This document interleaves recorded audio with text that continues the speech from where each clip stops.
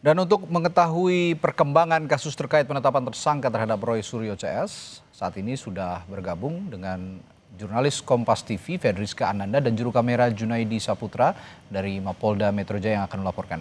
Rizka, apakah polisi akan mengabulkan permohonan pelapor Ade Darmawan atas penangkapan Roy Suryo saat ini?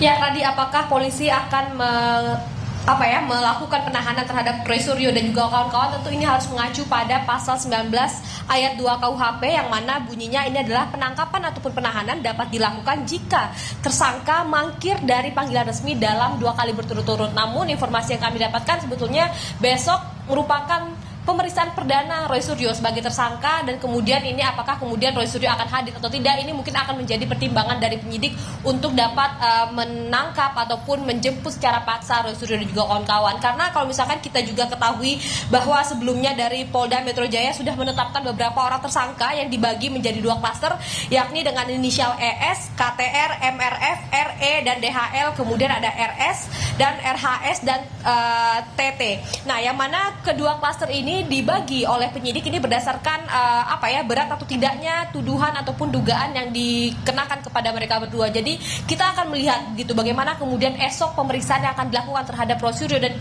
teman-teman ini akan seperti apa, apakah akan memenuhi panggilan dari polisi atau tidak. Tentu ini akan menjadi pertimbangan bagi penyidik untuk dapat melakukan penahanan terhadap Roy Suryo dan juga kawan-kawan.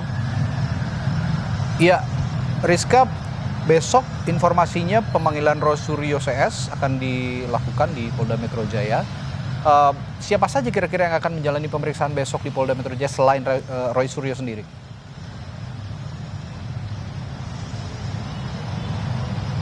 Ya, tadi informasi yang kami dapatkan dari Kabid Humas Polda Metro Jaya yang akan dipanggil untuk menjalani pemeriksaan perdana sebagai tersangka pada esok hari ini adalah Roy Suryo dan juga kemudian Rismon Sianipar dan juga Tifauzia Tisasuma, yang mana ini merupakan tersangka yang diduga melakukan tuduhan ataupun fitnah terhadap Presiden Joko Widodo, maksud kami Presiden ke-7 Joko Widodo, terkait dengan dugaan ijazah palsu. Jadi memang tadi sempat saya singgung juga terkait dengan adanya 2 klaster tersangka yang sudah ditetapkan oleh Polda Metro Jaya. Tentu ini ketiga nama ini yang akan dipanggil pada esok hari. Jadi memang kita akan menunggu bagaimana kemudian pemeriksaan yang akan dilakukan pada esok hari. Apakah kemudian Roy Suryo, Rismon Sianipar dan juga Tifa Fauzia ini akan mendatangi ataupun memenuhi panggilan dari penyidik. Tentu kita akan mengikuti bagaimana jalannya pemeriksaan pada esok hari, Radi.